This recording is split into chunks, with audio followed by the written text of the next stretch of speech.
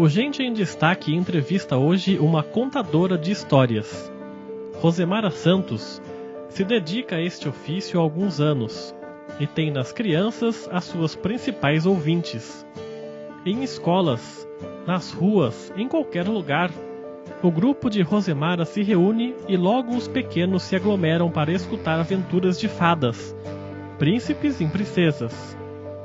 Mas o talento de Rosemara não para por aí. Ela é uma das atrizes do Espaço Tecelagem, coordenado por Cláudio Coca.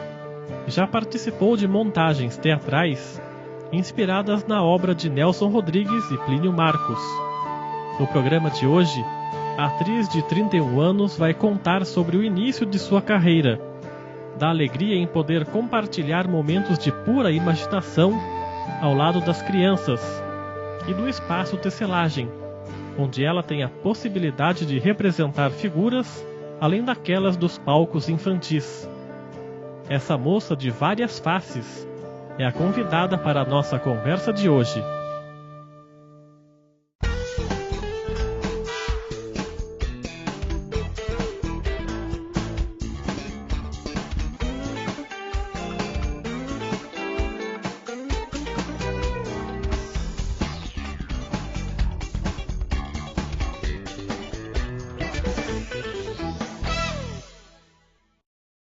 Bom, Rosemara, obrigado pela sua presença aqui no nosso programa. Eu que agradeço a oportunidade. O que começou primeiro na sua vida? Foi essa contação de histórias ou foi o processo de atuação de você ser atriz? Eu comecei no teatro em 98 e comecei no palco com trabalhos dramáticos. Comecei com o Nelson Rodrigues, fiz alguns Nelsons. Então a minha iniciação no teatro foi com dramas e no palco como atriz. Mas logo em seguida eu me aventurei a fazer um infantil, que foi o Rei e a Rosa, no ano de 2000. Aí eu me encantei com esse processo do universo infantil. A criança é um público exigente, muito exigente, e tem algumas coisas bem específicas da criança, aquele universo mais lúdico, mais mágico, aí me encantou. Aí eu comecei a fazer uma pesquisa, fiz outros infantis, conheci o teatro de animação de bonecos, tive a oportunidade de conhecer grandes profissionais da área, tive a oportunidade de estudar com a Trux, o Henrique me ensinou muita coisa. Aí eu me encantei de vez. Aí comecei a contar histórias e juntei. Trouxe toda a minha experiência como atriz, essa experiência da manipulação de bonecos e juntei tudo na contação de histórias. Aí no ano de 2010 eu fundei o grupo Contação de Histórias. Mas você começou bem novinha, né, para ser atriz? Bem novinha, em 98. Como é que começou isso? Você que procurou ou alguém te indicou? Como é que foi? Eu tinha já uma vontade de me aventurar pelas artes, mas não como profissional. Vontade de adolescente de conhecer, de participar. Então eu comecei com um curso de iniciação, fui lá, conheci. E através deste curso eu conheci as pessoas na cidade que trabalhavam com teatro. Em Jacareí? Em Jacareí. Daí conheci o Cláudio Coca e fui depois convidada a fazer um trabalho com ele. Aí dali eu me iniciei e não parei mais. E você começou com o Nelson Rodrigues, então? Comecei com o Nelson Rodrigues, Anjo Negro. Um trabalho dificílimo. Foi uma experiência gratificante, porque ali eu fui aprendendo o ofício do teatro, aprendendo da personagem que eu estava fazendo numa peça que era grandiosíssima, tinham 3 atos, eram mais de 2 horas.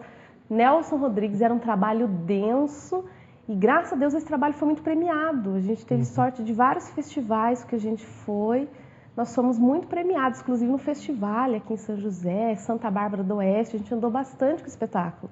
Então foi um aprendizado muito grande logo de começo. Assim, belo batismo, né? Comecei com o pé direito, sim.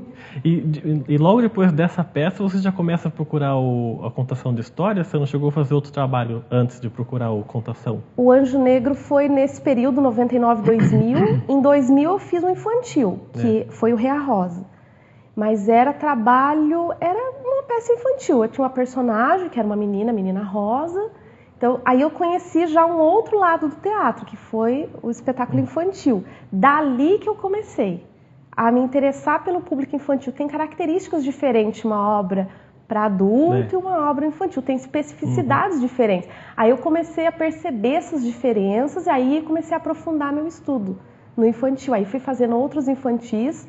Ainda fiz muitos Nelson, nesse período eu ainda dividia. Eu trabalhava como atriz dramática e atriz infantil. Aí teve uma hora que eu tive que optar, né? Aí eu dei uma aprofundada no estudo do infantil.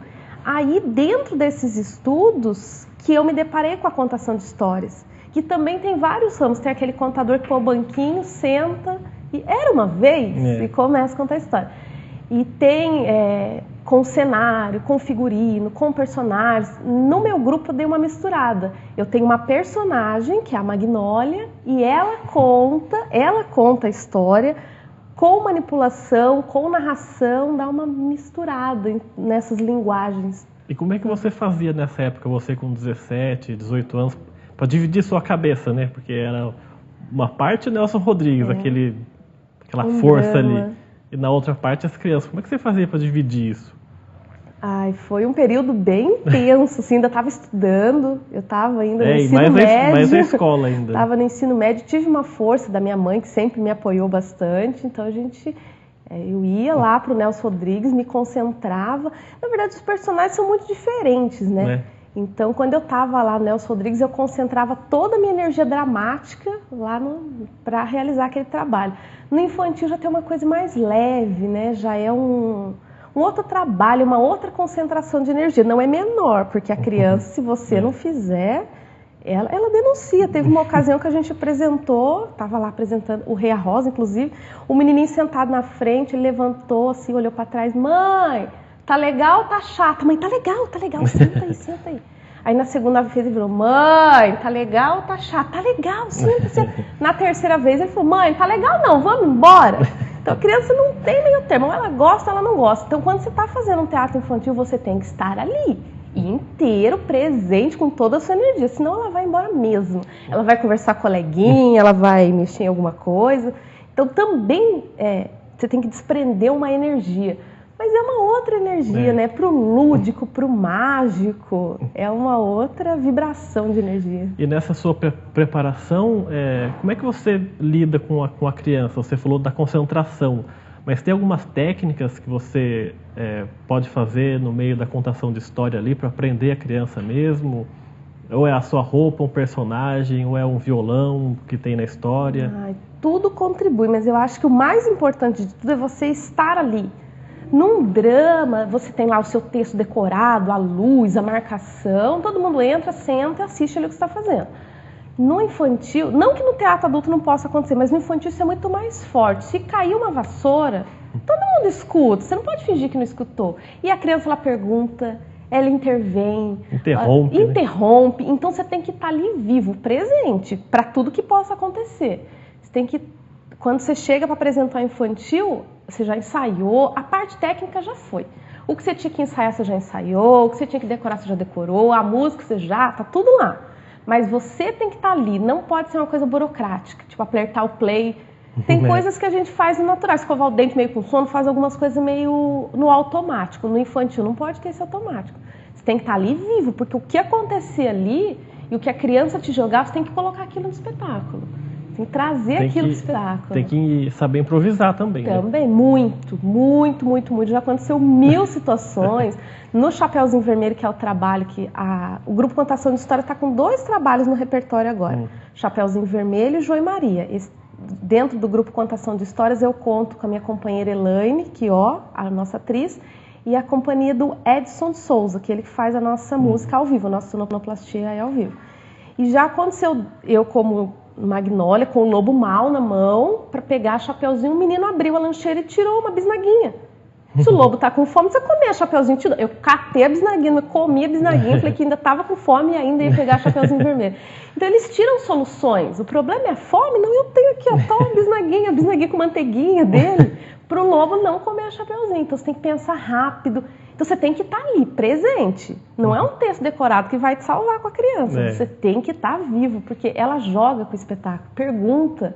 Às vezes ela perdeu algum pedaço, ela pergunta, mas e agora? Mas você não falou lá que ia fazer, e agora? Vai fazer diferente? Eles interferem, o negócio é estar vivo ali para... E a maioria desses trabalhos é apresentado em escolas mesmo, ou vocês levam para outros ambientes? A gente já apresentou em escola, parque, inauguração do Parque dos Eucaliptos, a reinauguração. Bairro em Ação, festividade, festa de aniversário também.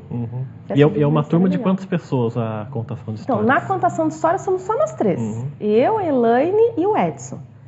Então nós colocamos cenário no carro e vamos com as nossas histórias. São sempre vocês 3 e vocês levam o cenário então para as apresentações? Nosso cenário é todo desmontado com parafuso, então ele cabe dentro do carro, então a gente põe tudo dentro do carro. Cenários, personagens. Não contação de histórias, a Margarida e a Magnólia, que são as 2 contadoras, elas que contam as histórias. Então, o Lobo, a Bruxa, Chapeuzinho, João, a Maria, eles são personagens que a gente manipula. Eles são feitos todos com objetos recicláveis, muita criatividade e objeto reciclado. Então, a gente monta o cenário, parafusa, ele fica grande, e a gente coloca o nosso baú e de dentro tira literalmente a história. Tira o personagem, e daí eu e a Margarida e a Magnólia conta a história com a interferência delas, que é aí que tem a nossa pitada da contação. A gente conta a história, a gente não muda a história, a estrutura está lá. Mas a gente coloca as nossas pitadas, as nossas opiniões enquanto Margarida e Magnólia para contar essa história. Aí que fica a contação. E os outros personagens a gente manipula. Daí entra a manipulação de bonecos também. Os bonecos, né? Além disso, tem os bonecos ainda. Tem os bonecos ainda. E que é outro caso à parte. O lobo tá lá e eu faço o lobo mau. Então eu estou de Magnólia segurando o lobo mau. Tem criança que vem falar com o lobo mau. Eu tô aqui, mas ela quer falar com o lobo mau. Não importa eu aqui, ela quer o lobo mau. Então esse mistério, essa fantasia que me encanta. A criança tá vendo que não é. O meu lobo mau é uma vassoura. E eu cortei o cabo para ficar menor. É uma vassoura o lobo mau, uma vassoura piaçava com os cabelinhos aqui arrepiados. Eu estou aqui, a criança está falando com o lobo mau. Essa magia, essa entrega para o encantamento que me encanta. Que a criança consegue. A imaginação, né? A inocência, né? E ele compra, se você falou, isto aqui é o lobo mau, não há Cristo. Fala para ele que é uma vassoura. Ele não, é um lobo mau. E tem criança que tem medo, vai tirar foto com a gente no final, não quer tirar porque o lobo tem que guardar o lobo para a criança vir, senão ela não vem. Essa entrega, esse lúdico, essa magia que me encanta no infantil. E é para crianças até que idade, mais ou menos, que atinge o seu público? Olha, quando a gente começa a fazer uma peça, como a Chapeuzinho Vermelho, a gente pensa para criança de 3, 4. Mas é uma coisa que acontece que é muito legal. Os pais e os avós que vão levar essas crianças, às vezes se encantam muito mais, porque lembram de uma infância. As músicas também têm uma pegada bem bacana, então traz um saudosismo que às vezes nos olhos desses pais e desses avós você vê que eles estão gostando tanto quanto as crianças, às vezes até mais. Muitas vezes avós vêm nos cumprimentar no final emocionados, que gostaram. Então quando a gente pensa, Chapeuzinho Vermelho é para criança, a gente coloca que é livre, é teatro idade. Para a família. Qualquer idade. Qualquer idade. No comecinho, quando você começou a fazer esse projeto de contação de histórias lá atrás, era você sozinha que fazia isso ou você já tinha também colegas que faziam junto com você? Não, eu tive uma ajuda muito grande da minha comadre, da Luzinete. A gente trabalhava junto com crianças numa creche e daí a gente começou a fazer para as crianças. E o que eu já fazia fora, com o Rea Rosa ou com outros infantis fora, eu levei para dentro do meu trabalho. Eu falei, é isso. Daí eu falei, é isso que eu vou fazer. Então no começo ela me ajudou muito na construção dos bonecos, na estrutura. Só que ela ficou grávida e ela não teve como dar continuidade de trabalho. Aí batizei o filho dela, nossa amizade continua, mas foi aí que eu chamei a outra atriz, a Elaine Quió, para compor o grupo. E daí a gente chamou um músico também, enriqueceu com mais músicas, e daí fechou o nosso trio. E quando você começou lá em 98, teve influência alguém da sua família? Você que falou que procurou isso, né? Procurei. Mas tem alguém da sua família relacionado com artes ou não? Não, só ninguém, eu. Só você? Foi uma vontade mesmo que surgiu de dentro.